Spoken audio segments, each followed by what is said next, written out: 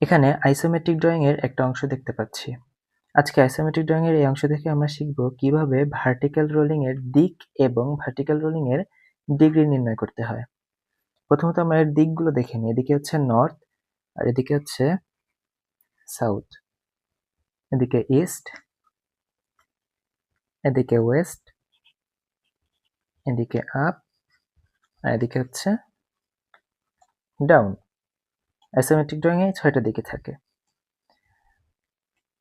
আমরা এখানে ত্রিভুজ আকৃতির একটা অংশ দেখতে পাচ্ছি।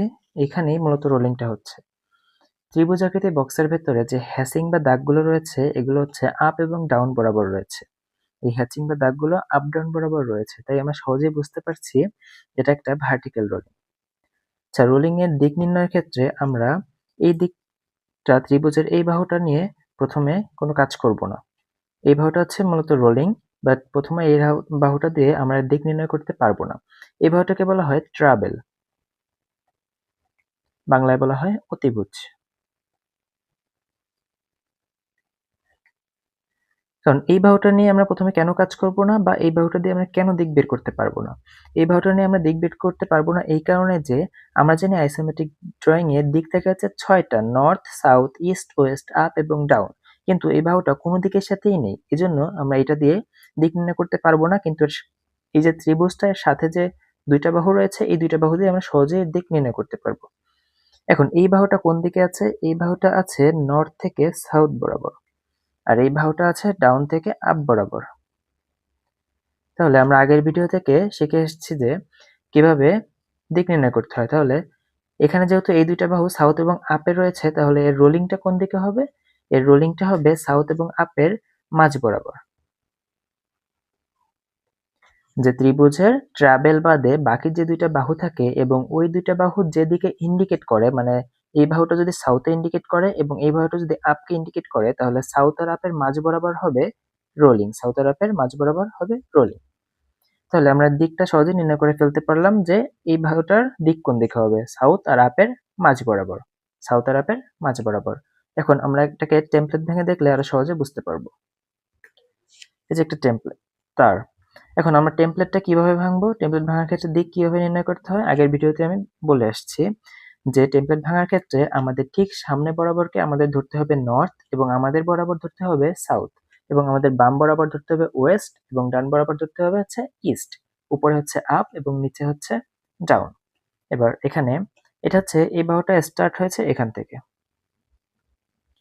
এটা কোন দিক থেকে কোন দিকে গিয়েছে? এটা গিয়েছে সাউথ থেকে নর্থে। তাহলে সাউথ কোন দিক? আমার দিকে। এই যে সাউথ আমার দিকে, সাউথ থেকে গিয়েছে নর্থের দিকে। তারপর এই বাহুটা কি আপ থেকে ডাউনে গিয়েছে, আপ থেকে ডাউনে। এই যে আমরা আপ থেকে ডাউন দিয়ে দিলাম। তারপরে এই বাহুটা কোন দিকে গিয়েছে? এই বাহুটা গিয়েছে ওয়েস্ট থেকে ইস্টের দিকে। ওয়েস্ট কোন দিক? বাম দিক। আর ইস্ট কোন দিক? ডান দিক। তাহলে ওয়েস্ট থেকে ইস্টে গিয়েছে। আমরা এই যে ডান দিকে ব্যান্ড করে দিলাম, ডান দিকে গিয়েছে ওয়েস্ট থেকে ইস্টে। তারপরে এই রোলিং এর ক্ষেত্রে আমরা কি দেখতে পাচ্ছি? এখানে হচ্ছে এই বাহুটা গিয়েছে সাউথে এবং এই বাহুটা গিয়েছে আপে। একটা বাহু সাউথে, সাউথে একটা যদি যায় সাউথে, আরেকটা গিয়েছে আপে। একটা সাউথে আরেকটা হচ্ছে আপে, মানে একটা যদি যায় সাউথে আরেকটা হচ্ছে আপে, তাহলে রোলিং কোন দিকে হয়? সাউথ আর আপের মাঝখান দিয়ে। এটা যদি সাউথ হয়, এটা যদি সাউথ হয়, তাহলে এটা হচ্ছে আপ। এটা সাউথ হলে এটা আপ, তাহলে রোলিং কোন দিকে হবে? সাউথ আর আপের মাঝ বরাবর, মানে রোলিংটা হবে সাউথ আর আপের মাঝ বরাবর। তাহলে রোলিংটা হবে এরকম। শেষ, রোলিং কমপ্লিট। এবার হচ্ছে রোলিং এর পরে যে বাহুটা, রোলিং এর পরের বাহুটা কোন দিকে গিয়েছে? এটা হচ্ছে ওয়েস্ট থেকে ইস্টের দিকে, মানে বাম থেকে ডানের দিকে, বাম থেকে ডান দিকে। আমাদের টেমপ্লেটটা কমপ্লিট। এবার আমরা এটার বা এই রোলিংটার ডিগ্রি বের করব। এই যে ডিগ্রি, এই রোলিংটার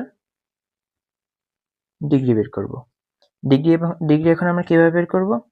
ডিগ্রি বের করতে হলে এই যে ত্রিভুজটাকে আমি এখানে বড় করে রেখেছি, এই যে এই কোণার ডিগ্রি বের করব। এটা যেহেতু একটা সমকোণী ত্রিভুজ এবং এটা ডিগ্রি বের করতে হলে, আর এটা হচ্ছে অতিভুজ বা ইংলিশে বলা হয় ট্রাবেল। যেহেতু আমাদের ট্রাবেলটা দেওয়া নেই, বাকি দুটা বাহু দেওয়া আছে, তাহলে এখানে সূত্রটা কি হবে? সূত্রটা হবে tan ইনভার্স 1 লম্ব বাই ভূমি। এখানে লম্ব আর ভূমি কোনটা? এটা হচ্ছে লম্ব, এটা হচ্ছে ভূমি। আর ট্রাভেলের বাংলা হচ্ছে অতিভুজ। তাহলে সূত্রটা হবে tan ইনভার্স 1 লম্ব বাই ভূমি। তাহলে এখানে ডিগ্রিটা কত হবে?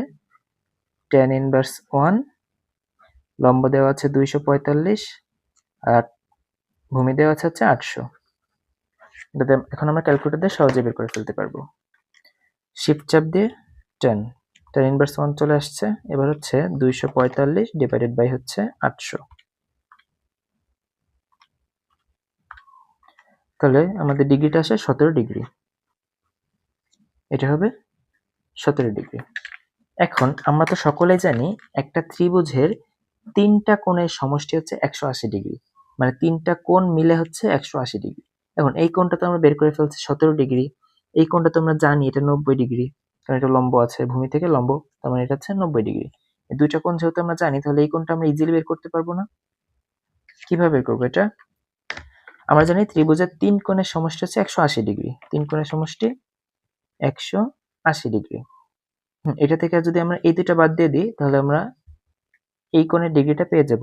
তাহলে 90, 180 বিয়োগ হচ্ছে 90 যোগ হচ্ছে 17, তাহলে এটা হচ্ছে 73 ডিগ্রি আসে। এটা আসে 73 ডিগ্রি। কিভাবে বের করেছি? 180 থেকে 90 যোগ হচ্ছে 17 বাদ দিলে থাকে হচ্ছে 73 ডিগ্রি।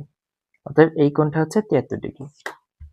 আমরা মূলত এটা বের করতে গিয়েছিলাম, এটা কিভাবে বের করতে হয় এটাও শিখিয়ে দিলাম আর কি। তাহলে আমরা রোলিং এর ডিগ্রি কত পেয়েছি? 17 ডিগ্রি। রোলিং এর ডিগ্রি কত? 17 ডিগ্রি।